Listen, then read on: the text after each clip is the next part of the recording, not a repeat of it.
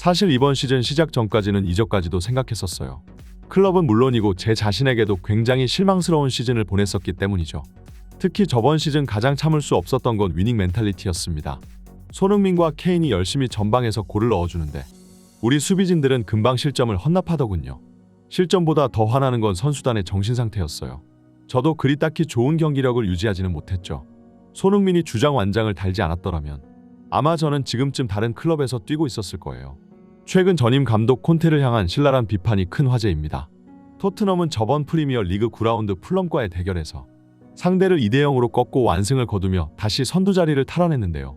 맨시티 입장에서는 이쯤 됐으면 슬슬 떨어져 나갈 때가 아닌가 하고 생각하고 있겠지만 이번 시즌 토트넘의 사기는 하늘을 찌를 듯하고 현재 9경기 무패를 달리며 오히려 맨시티가 토트넘의 뒤를 쫓고 있는 상황입니다.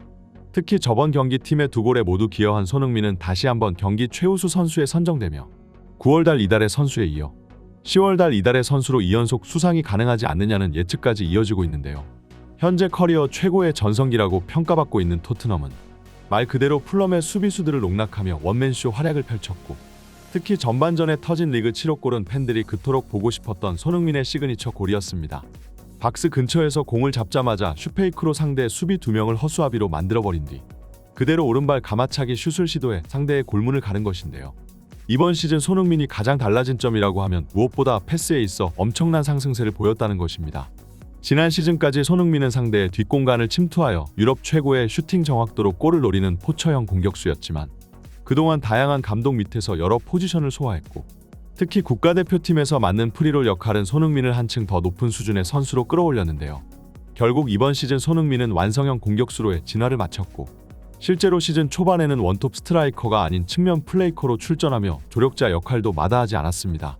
그리고 히샬리송의 부진으로 다시 최전방으로 자리를 옮긴 손흥민은 슛과 패스 2가지 무기를 모두 자유자재로 사용하며 상대 수비수들에게 공포를 심어줬는데요. 풀럼과의 경기 전반전에서 손흥민이 골 사냥에 집중했다면 오히려 후반전은 패스를 통해 팀 동료들에게 어시스트를 올리는 역할로 전환했다고 볼 수 있었습니다.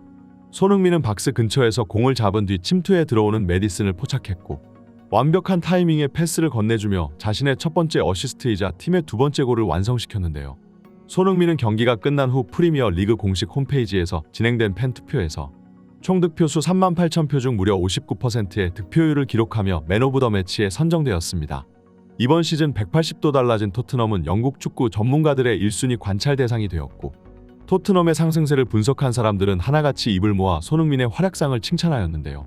특히 손흥민은 경기장 안이 아닌 경기장 밖에서도 위대한 일을 해내고 있었고 토트넘이라는 클럽을 넘어 영국 런던의 축구 아이콘이 되어가고 있는 손흥민이 주장으로서 강력한 리더십을 발휘하며 이전에는 없었던 위닝 멘탈리티를 팀에 이식시켰다며 분석했습니다. 현 토트넘에 만약 로메로가 없는 걸 상상할 수 있는가? 최근 반더벤이 리그 최고의 센터백으로서 활약하고 있지만 그럼에도 역시나 토트넘 수비의 정신적 리더는 바로 로메로이다.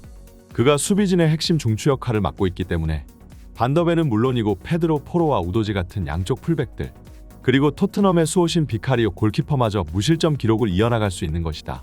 하지만 로메로는 이번 여름 이적에 가까운 상황이었다. 토트넘 팬들 입장에서는 정말로 아찔한 순간이었을 것이다. 그가 없었다면 지금 같은 성적은 나오지 못할 가능성이 높기 때문이다.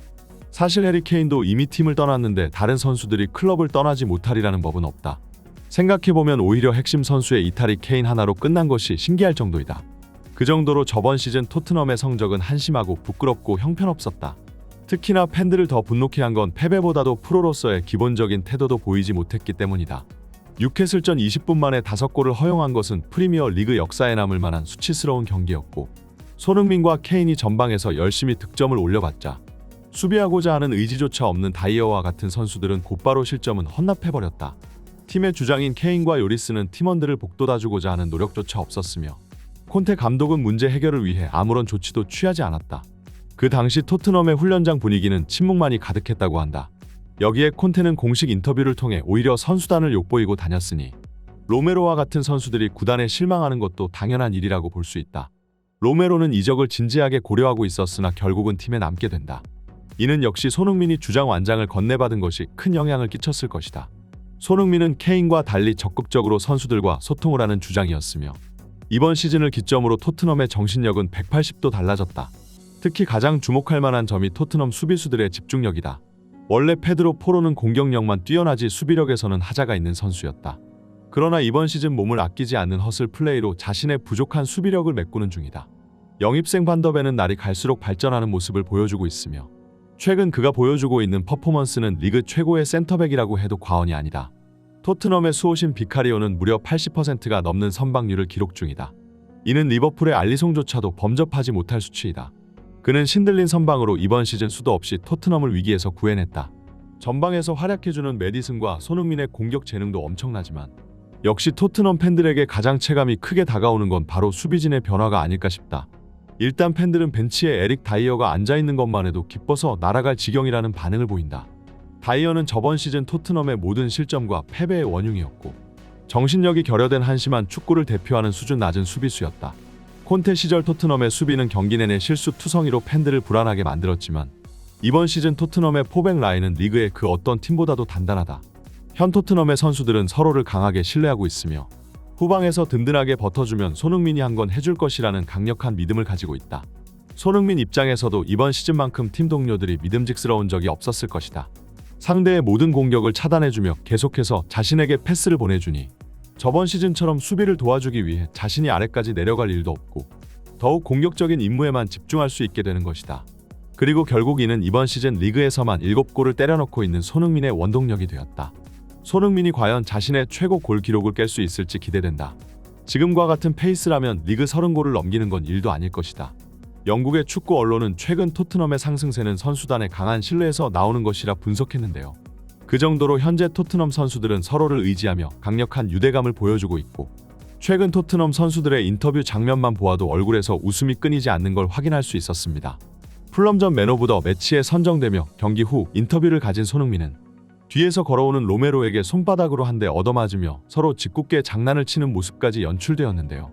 손흥민은 토트넘의 모든 선수들이 주장을 우습게 보고 괴롭힌다며 농담을 던졌고 이 한마디에 주위 사람들이 모두 폭소했을 정도입니다.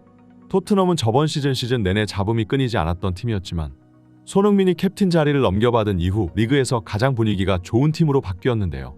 그리고 이 분위기에 힘입어 성적까지 동시에 같이 내고 있으니 토트넘 팬들이 이번 시즌 사고를 칠 것만 같다는 반응을 괜히 보이는 것이 아닌가 봅니다. 현재 다른 클럽들은 빡빡한 일정 속에 챔피언스 리그 경기를 치르고 있지만 토트넘은 이 시기에 오히려 휴식을 취하며 다음 경기를 100%의 몸 상태로 준비할 수 있는데요. 물론 유럽 대항전에 나가지 못하는 것은 굉장히 실망스러운 일일 수 있으나 이번 시즌 뎁스가 얇은 토트넘이 맨시티와 같은 강팀을 꺾고 우승을 하기 위해서는 오히려 경기 숫자를 줄이고 한 가지 대회에만 집중할 수 있는 지금과 같은 상황이 리그 레이스에 있어 훨씬 효과적이라는 분석도 있습니다. 이제 토트넘은 다음 경기 크리스탈 팰리스의 홈구장으로 원정을 떠나게 되는데요. 이번 경기까지 패배하지 않는다면 토트넘은 10경기 무패라는 대기록을 작성하게 됩니다. 계속해서 손흥민 선수의 건승을 기원합니다. 이번 영상은 여기까지입니다. 좋아요와 구독은 영상 제작에 큰 힘이 됩니다. 지금까지 풋볼 랭킹이었습니다. 다들 감사합니다.